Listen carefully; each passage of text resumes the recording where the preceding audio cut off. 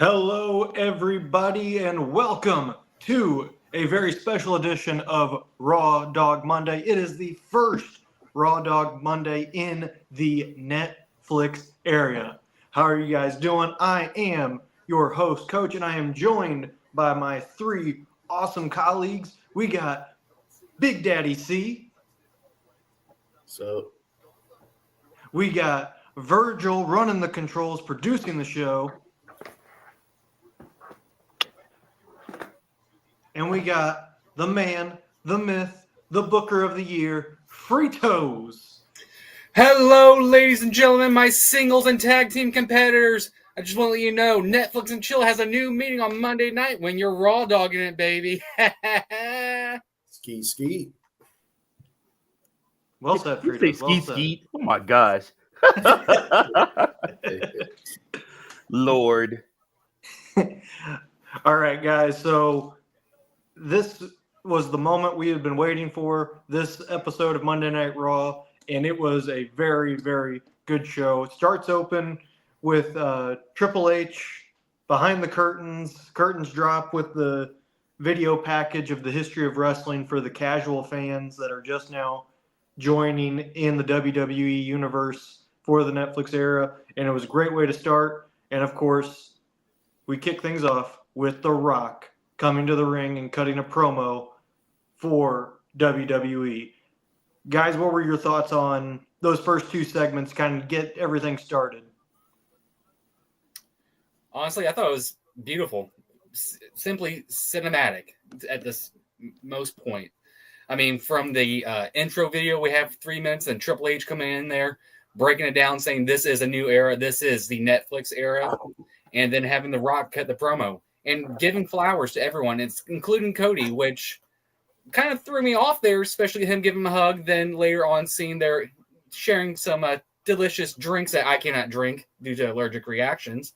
But yeah, it really brought in a new era, way better than kind of what AEW's done with Max. But yeah, it's beautiful, really. See what you think. Just to start off with it, I thought it was a good segment. I did expect more of a heelish Rock to make his presence known, but I guess we got to wait on that closer to WrestleMania. But nevertheless, the Triple H intro was nice as well. The typical Triple H intro. But yeah, I thought it was a good start off, a good way to usher in a new era. So yeah, that's my thoughts on it. Yeah, absolutely, guys. We were treated to a delight of a show tonight. We were treated to some very, very momentous segments, some good, some bad. But it was definitely a momentous show, first and foremost. Secondly, I do just want to shout out Triple H for his cold open. I loved it. I loved the sheet screen where they watched the video, then it dropped, and it's immediately Triple H right there. I'm also shouting out his the pyrotechnics that blew off in front of him after he was finished. I hope it did not send his heart into a shock, because Lord knows we don't need that. Mm-hmm. No, not at all. Not at all. Amen. All right, so we get to our first match of the night, and this was kind of a surprise. Everyone was thinking this might be the main event, but it is the opening match, and it is tribal combat between Roman Reigns and Solo Sikoa, and it was about what we expected it to be. Hard-hitting match, a lot of weapons used, a lot of interference coming in from the OG bloodline and the new bloodline, and we get a surprise when the bloodlines are out of the ring. We're expecting The Rock to maybe come in and interfere, but instead we get Kevin Owens laying the stunner on Roman Reigns, and that brings out Cody Rhodes. They fight into the crowd, and lo and behold, Roman ends up getting the victory against Solo and gets his Ulafala back and is rightfully named the tribal chief. And at the end of that, The Rock came out and put the Ulafala around Roman's neck. Guys, your thoughts? a best way to start off the new era, really. Tribal combat, there's going to be interference. We expected to see Jacob Fatu, Tonga, Sami Zayn, Jimmy. I did not expect Kevin and Cody to be involved in it, so that was just a nice touch. And continuing their storyline since Kevin's got beef with them as well. And The Rock, which we got to break that down a little bit too, because it's interesting because you can see Paul was a bit hesitant. He gave some weird looks. On X, when he cut his promo last Friday, he did the same finger gestures as The Rock, the 1, 2, the 3 there, like he did when he came back out.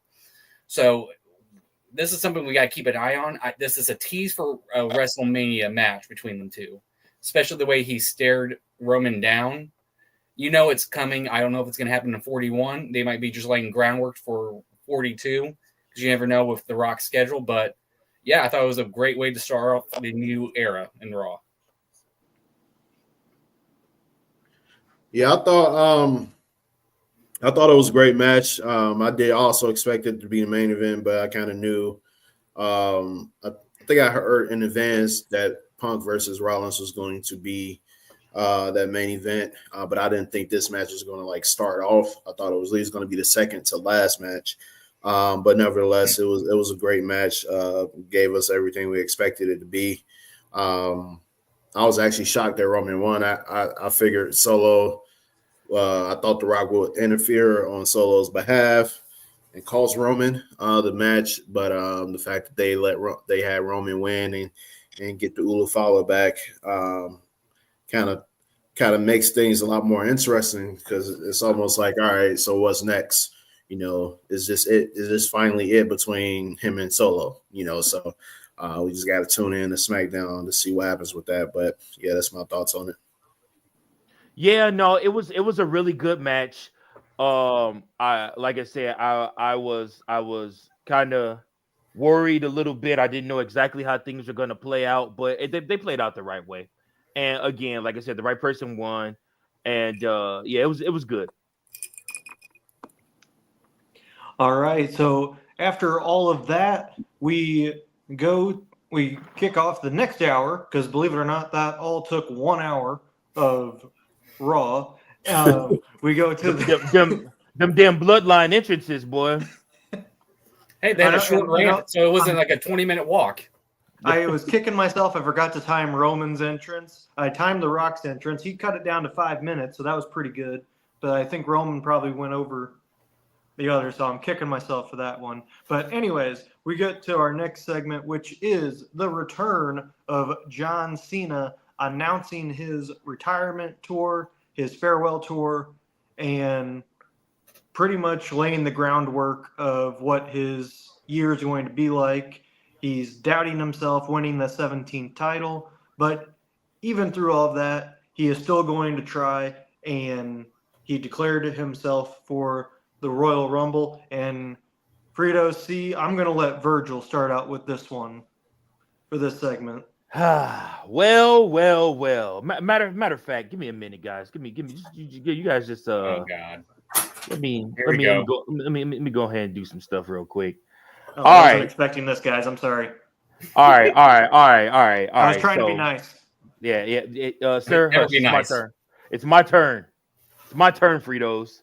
You got your Friday show. All right. So, John Cena comes back. John Cena returns to WWE. He returns to Monday Night Raw, the show that he carried on his back for the good part of 10 years. 10 years as the main guy, the head topic, the person that you paid the ticket to see for Monday Night Raw, week in and week out. Very rarely did he miss a show.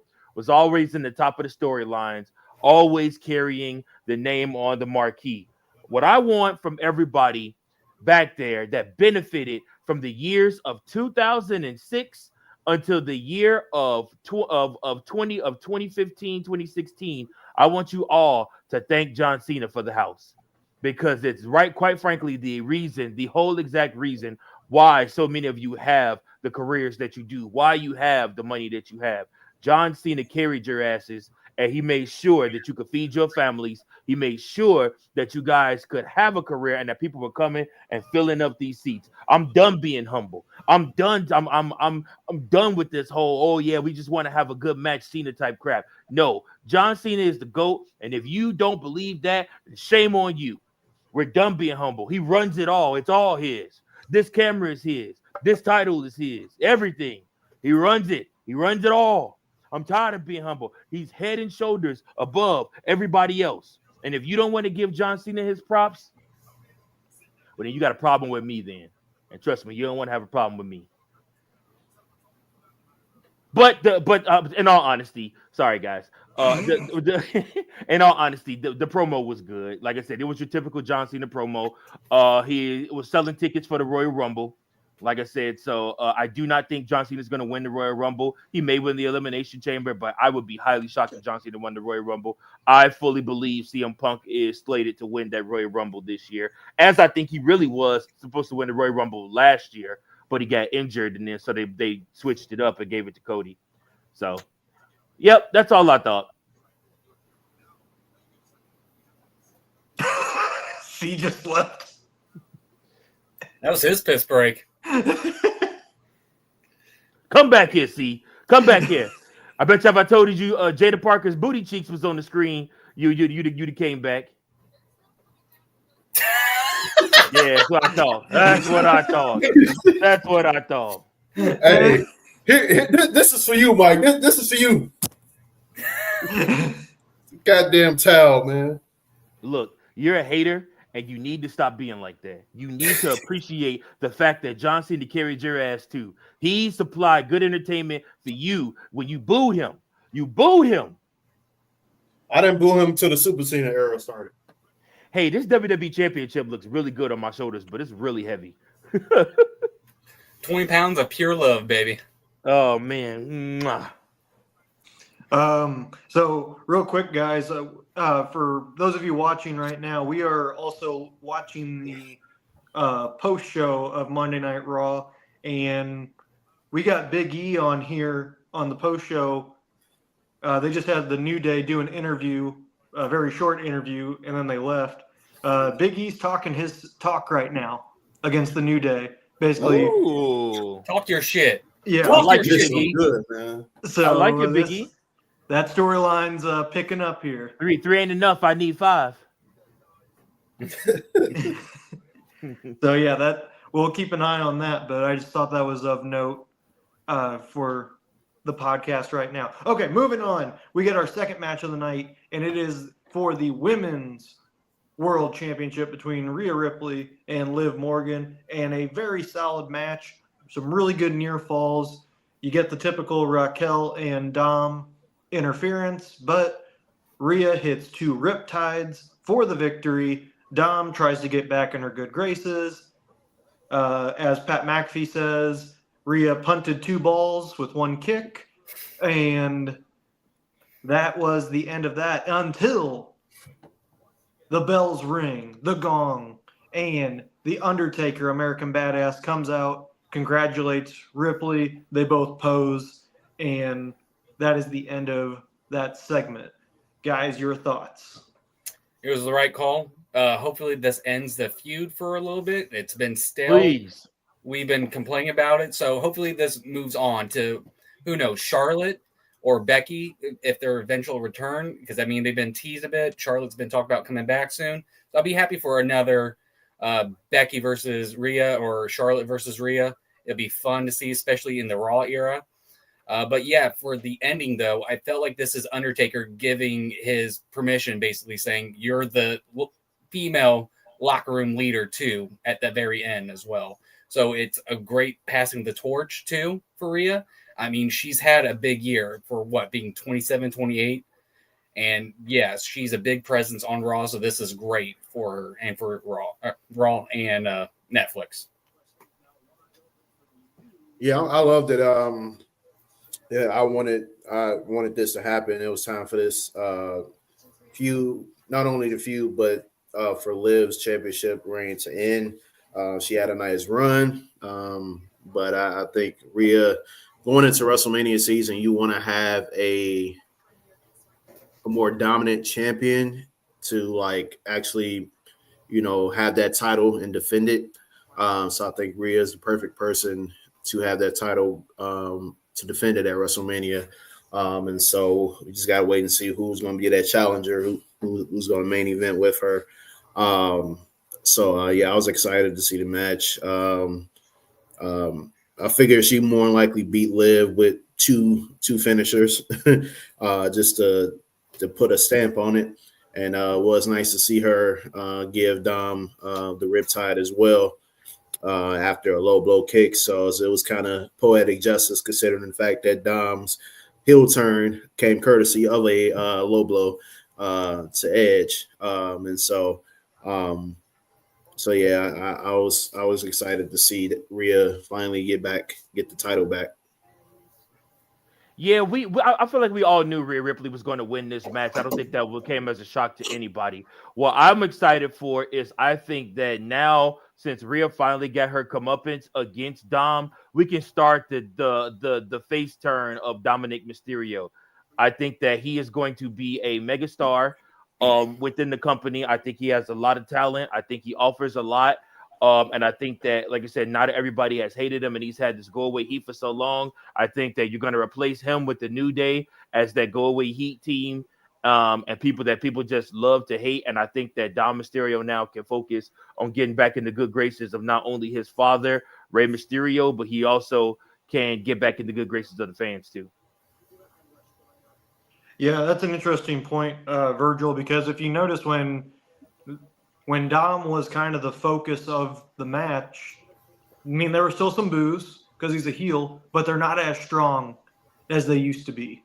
Yep. So I really do think they are, like you said, laying that groundwork. Thank you. I try. No, you're welcome. I do want to say this, though, before you move on, Coach. Yeah. I find it very ironic that the person that had the shortest entrance of the entire night, just whether or not they were there for a match or just a quick appearance, Undertaker probably had the shortest entrance out of anybody. Yeah, it's ironic because he's known to have the longest entrance. Well, it helps he had a motorcycle too to go down the ramp, so I mean that helps speed up the process. Yep. Yeah. All right, so then we get a quick backstage segment. Kathy Kelly trying to interview Adam Pearce is interrupted by Chad Gable, an American Made, to which Gable says, I am going to win a singles championship this year, and I want you to put me up against any of the best luchadors that you know, to which Adam Pearce says, I think I have an idea for somebody for next week, thus leading to Penta making his Raw and WWE debut next week. So we're looking forward to that. Our next match, Jey Uso versus Drew McIntyre. And before this match even starts, we get Travis Scott in the crowd with Jey Uso smoking a blunt. That's how you know we're in a new era. That's for sure. USA Network was not going to do any of that. Fox wasn't going to do any of that. Well, also, don't forget, during the Tribal Combat, we heard a "fuck you" solo without it being censored. So that's a new sign right there, baby. Very true. And I only heard one censor with The Rock, and I think that was just out of habit for the production crew of, oh shoot, somebody cussed, we got to bleep it out. And where now it's like, oh wait, we don't have to worry about that anymore. So I think they're going to get better with it. Anyways, moving on to this match, Jey Uso and Drew McIntyre, a very solid match, telling the story of how these two really dislike each other. Jey kind of played possum, fooled Drew McIntyre into false confidence. When McIntyre went for a Claymore, Jey rolled him up for the victory, and actually I was kind of shocked that they did that. I thought they were going to put Drew over, but I think that just kind of lays the groundwork for another match with these two, possibly an encounter at the Royal Rumble. We'll see. But in the end, Jey Uso with the victory. Guys, your thoughts? Yeah, completely shocked with the Travis Scott, the blunt, all that. So I'm glad to see that semi-hard with Netflix and Raw. But yeah, I thought it was a fairly good match. I was, completely shocked with Drew. but I'm excited for it because it's going to lead to an extremely crazy crashed out Drew that we all know and love.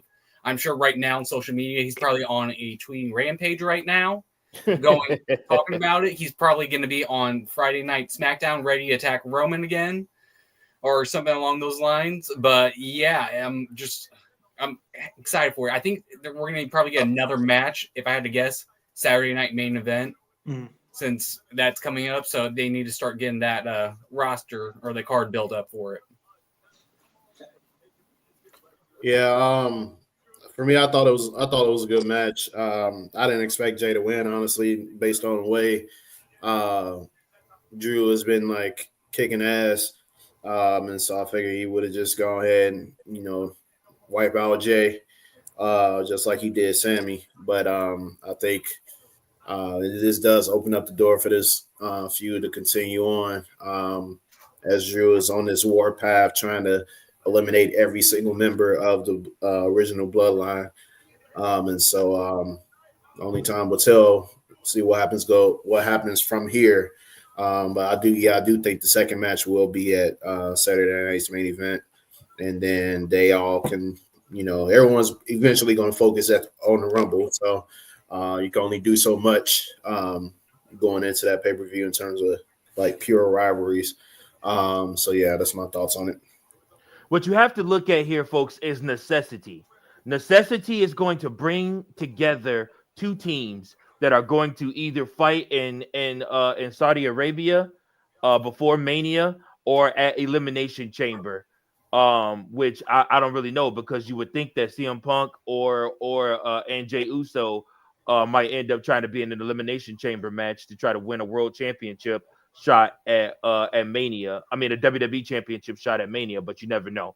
You never know how things are going to play out. But necessity here is going to forge teams. So Drew McIntyre hates everybody that has cost him a shot at the WWE championship or cost him the WWE championship. He also hates anybody that's helped the team that has cost him a shot at the WWE championship. CM Punk is also a person that helped helped the bloodline. Cody Rhodes is also a person that has helped the bloodline. Kevin Owens is fighting with Cody Rhodes. Seth Rollins hates and had lost tonight to, sorry, I'm bearing the lead here, lost to CM Punk. So what we're looking at here, guys, is necessity bringing together probably what is going to be one of the coldest factions since the NWO. It is literally going to end up being it's going to end up being Kevin Owens, Drew McIntyre, and Seth Rollins becoming a faction together due to their bred through their hatred for Roman Reigns and anybody that has ever helped Roman Reigns. And they're going to seek to ruin his life in the year 2025. Talking about the sword, the shield, and the poutine? That's what I'm calling the faction. Or sword and the shield and the maple syrup. Oh, hockey stick. There we go. Sword, the shield, the hockey stick, baby. Good God, Fritos. All right, let's move on. All right. So we get to our main event, the match of the night, Seth Rollins versus CM Punk, a highly, highly competitive matchup where we saw both guys stealing each other's finishers. Seth Rollins stealing it twice. A couple of great spots to where we legit thought both guys were hurt, but they did a great job selling. But then it ended with CM Punk hitting two go-to-sleeps and basically leaving a lifeless Seth Rollins on the mat, pins him 1, 2, 3. CM Punk wins the heated rivalry matchup. But I know with you guys are thinking like me, I don't think this rivalry's over. Fritos, your thoughts? Yeah, I thought, to me, this was match of the night. Just amazing. I didn't expect them to steal each other's moves. But yeah, this is not going to end tonight. This is going to be a trilogy. Triple H knows this is a big money maker. So I can see this being a match on Saturday night main event for round 2. Then round 3, I don't know, because Rumble's coming up. You got Elimination Chamber. Just depends on who the winner is. I can also see this ending at Backlash of WrestleMania. What? Don't. I'm sorry. I'm joking. Don't. I'm sorry. I love you. Dang. Thought I wasn't paying Long-term attention. booking right there. It wasn't me this time. It wasn't me this time. Booking. Thought I wasn't paying attention.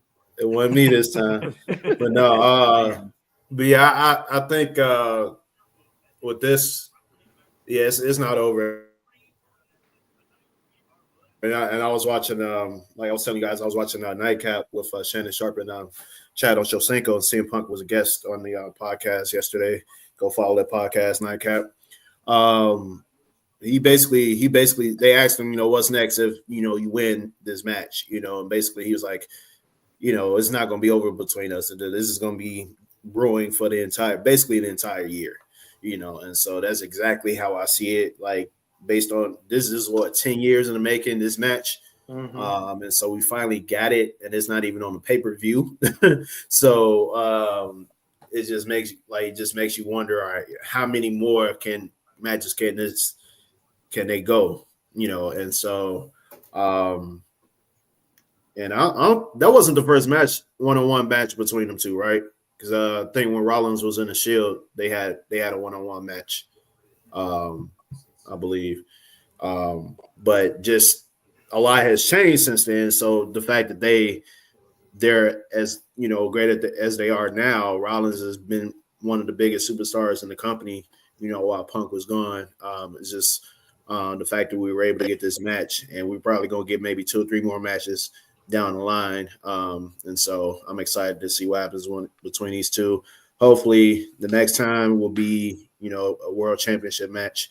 Closer to Mania or after, who knows? So, yeah, I think it's very telling that on the very first episode of Raw on Netflix, you don't even have the world champion on there. That just shows you how not box office he is. As far as when you have a stacked card, you would think that the champion of that show should be heavily featured on that show. He got 1 vignette.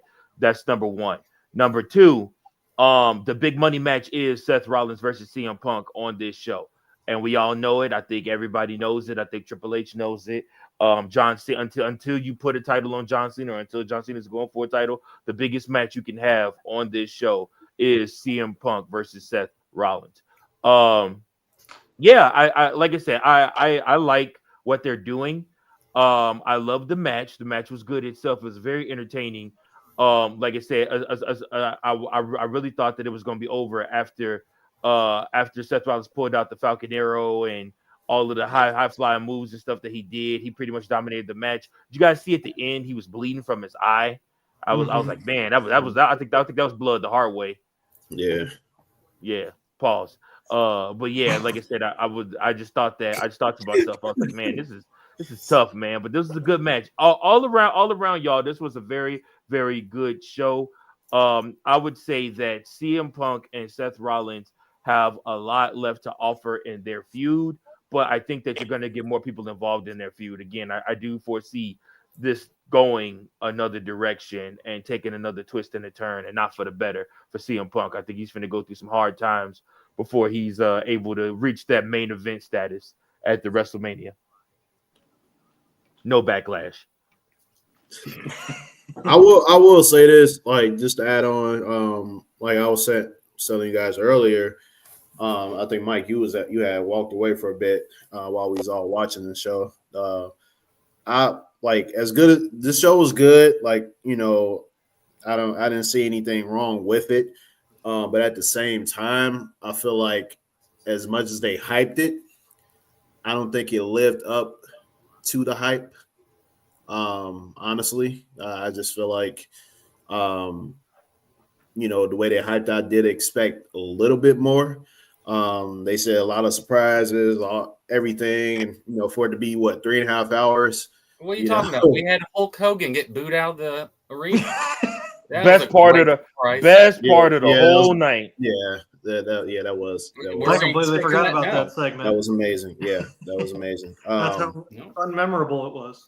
Yeah, but like, I mean, I get it. It's like the first night, so you don't want to pull out all your punches. I'm sure there's a lot more to come, but I just feel like in terms of just as much as they've hyped it, they got all these superstars going on promotional tours, going on NBA Today, and Miz out here being a special guest, commentator for certain NBA games. You got Punk on Nightcap. Everybody just you see superstars everywhere. NFL games, it don't matter, and they just promote Netflix. WWE on Netflix, and I get it because WWE is now like it's been this global brand, and superstars everywhere. That I feel like wrestling is now cool again to where you're seeing a lot more celebrities pop out every Monday and Friday, and so but I just feel like they hyped it a lot, and I feel like it didn't live up to the hype as much. Now some of the matches did, but like I just feel like for it to be 3.5 hours, I kind of expected a little bit more, but not saying the show was terrible. It's just me personally, I just expected a little bit more based on the hype. That's an interesting take. To be honest with you. But I mean, I guess I would agree. I thought I would see Lesnar tonight. Very shocked that Brock Lesnar was not involved in tonight's action. Yeah, but like I said, but outside of Lesnar, I mean, it was a good show. It was a good show. And again, you got to save some stuff. So the viewers do know there's reports going out that Brock Lesnar's on the roster again for Raw, just in case it missed that. Right. Oh yeah. Yeah. Like oh my gosh, CM Punk's got the donuts. Oh shit, something's going down. Of course, he has the donuts. But yeah, no. Like I said, all in all, I thought it was a good show. I did think I would see Lesnar. And I guess for the way that the show was written, I was just looking like, everything moved so quickly. It didn't really give you time to let a lot of stuff breathe. And there was a lot more commercials than I thought they were going to be with them moving to Netflix. That was my pet peeve is I knew there were going to be commercials. I was not expecting them to be that long to where it was almost like it was still on USA Network where they jumped in the middle of a match. Or do picture-in-picture at least, so we can still watch it too. Yeah. So I will say that was the major thing I was disappointed with this. And I agree with C. I thought I was expecting maybe a little bit more because of all the hype. I was expecting a little bit more surprises, but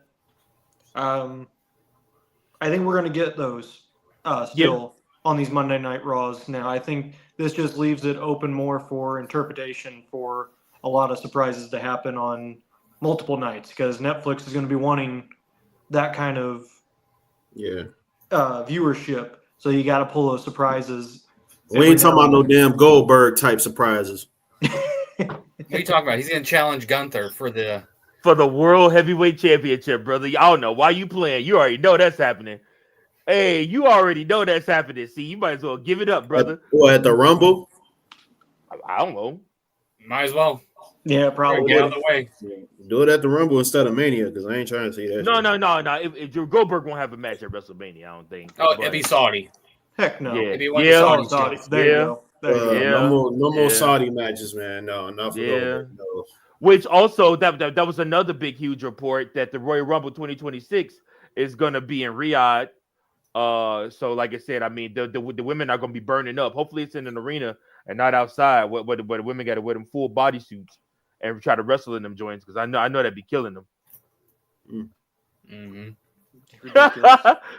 No, nobody's a fan of the Royal Rumble 2026 being in Rio. That's hilarious. When's this deal gonna end? That's all I'm gonna ask. When will it end? Hopefully Damn it, Vince.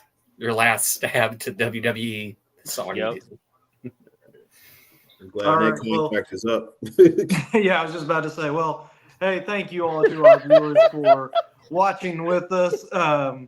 We had a great time watching this show, and we have a great time making content for you. So please remember to like, share, and subscribe to all of our social media pages, all of our channels here on the We Book It Network. We have Monday Night Raw Dog. We got Wednesdays AEW. We got Friday SmackDown, Lowdown, High Top Down, Bar Down, whatever we're calling it now. And then, you missed a couple adjectives and verbs. And then, of course, we have our normal Sunday recap show with all of us. Also, not to cut you off, host. I'm sorry, not to bury the lead, but The Rock announced he's going to NXT tomorrow. Now, I'm not promising anything, but if The Rock does something big or big news drops or something big happens while he's there on NXT, I will jump in and do a quick live about it. I can't promise the other fellows will be there. I don't know what their plans are for the night. But if something big happens on NXT, I'm gonna try to jump in and give and review something about it. But it's just too much freaking wrestling, man. Too much. Go ahead. Sorry. No, you're all good. So yeah, stay tuned for all of our upcoming content. For Fritos, Big Daddy C, and Virgil, I'm Coach. We'll see you guys next time.